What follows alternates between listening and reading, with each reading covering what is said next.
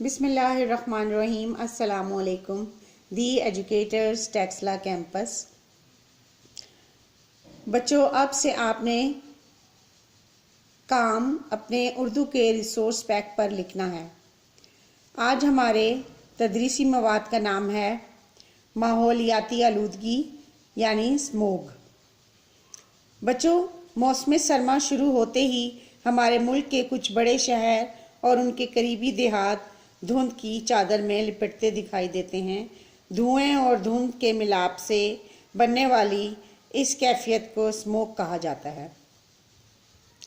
बच्चों, आइए अब इस सबक के सवाल और जवाब देखते हैं।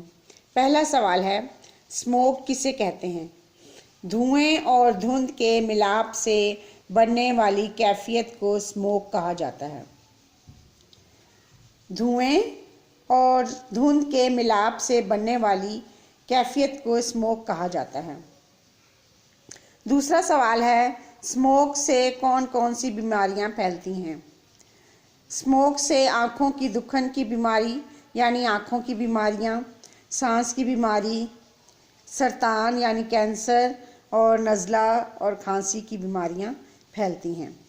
सवाल नंबर 3 है, स्मोक से कौन कौन सी फसलें मुतासिर होती हैं?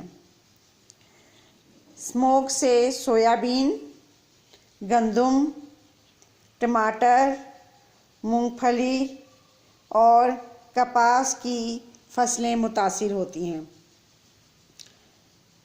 बच्चों, आपने देखा कि माहौलियाती आलूदगी से कितने नुकसानात होते हैं।